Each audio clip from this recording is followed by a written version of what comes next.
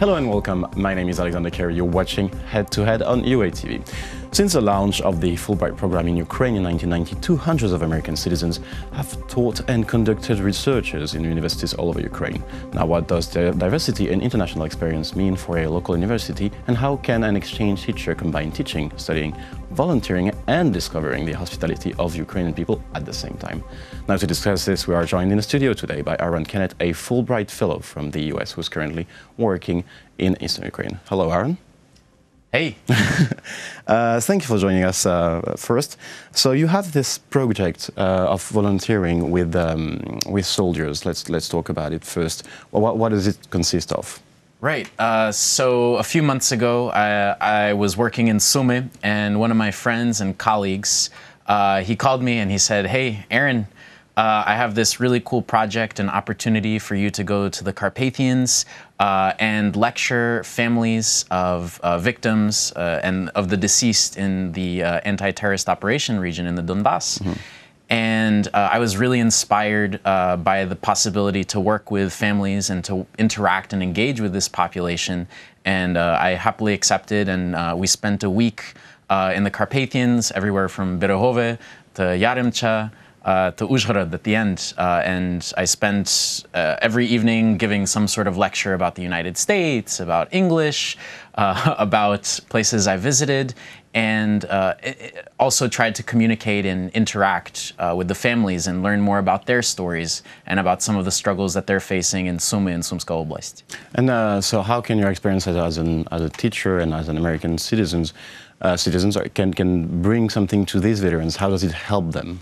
I think it helps them understand a little bit more about the world, right? So one of my roles here is as an intercultural ambassador and someone responsible for cultural exchange. And being able to share a little bit about my life, about my experiences, will help them understand maybe more things about the world, maybe help them feel more engaged and more included in overall global society. And what's the perception from this side? How do you see that perception? I feel so inspired being able to learn more about their stories and understand more about the situation out in the East.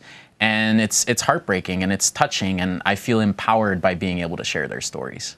My understanding is that you're also a teacher. What are the main challenges of teaching in Ukraine? Right. So being a teacher anywhere is extremely, extremely challenging. I've taught in the United States. I've taught in Russia. I've taught in Israel a little bit. And in Ukraine, I think some of the main challenges revolve around resources and being imaginative with how we can use the resources that we have. And it's always a challenge coming up with a new lesson plan, depending on the level or the ability of the students, and being able to create something that engages them and that keeps them involved, and speaking English, of course, and not Ukrainian. Now, as I understand, you're also specialized in media literacy. Mm-hmm. And, it's not a secret that the fake news trend is quite widespread, and we're in Ukraine in the middle of this. What's, as an American, once and again, and as an expert on media literacy, what's your take on this problem today? How do you see the future of traditional medias and how to deal with it? Right, so I wouldn't necessarily say I'm an expert in media literacy. It's something I'm excited to learn more about. I'm very passionate about it, but I don't think expertise is necessarily the right word here.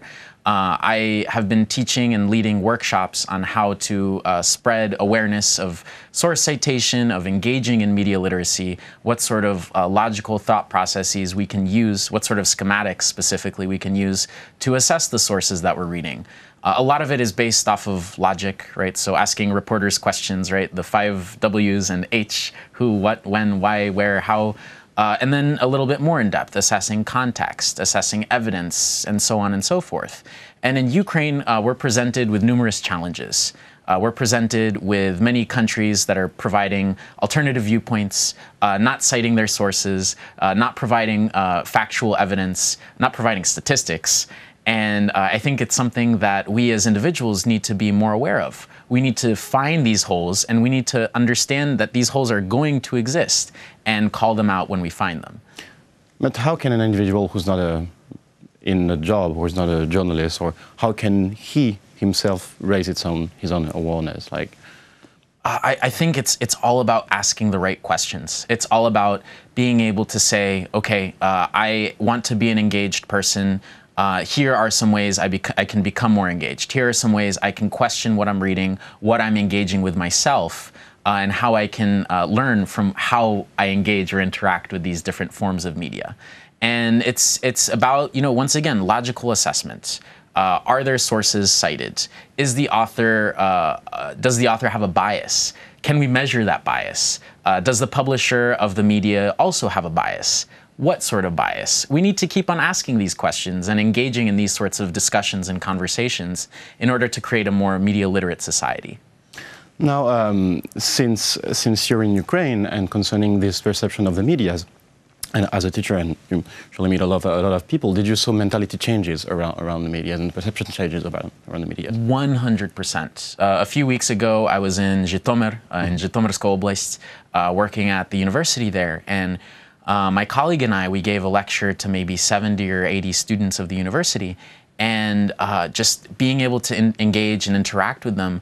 After the lecture, when we talked about different schematics that we use when we're consuming media, a bunch of students came up to us afterwards and said, "Hey, thank you so much for doing this. Like, I believed I could trust everything I read on the internet. Now I feel more empowered to tackle my own surroundings. Thank you for that."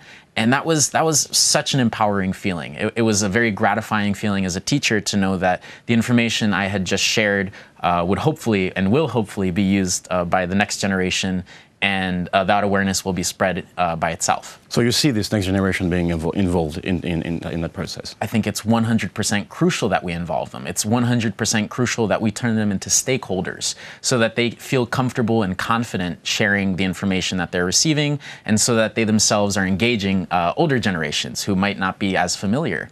And that's always a plus. So, and to conclude the interview, what's next for you in Ukraine? Next for me in Ukraine, so the past few weeks I've been working and lecturing in Kyiv. I'm excited to go back to Sumy at the end of this week and engaging in more social projects back home. It is my home now.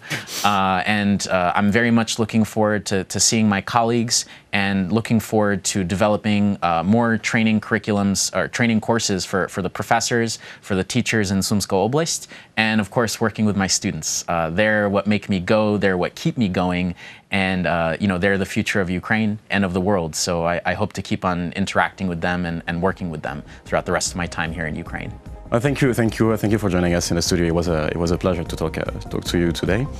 That was Kennet, a Fulbright Fellow from the US, who, as you understood, currently works in Ukraine. Thank you for watching the program. Stay tuned for the rest.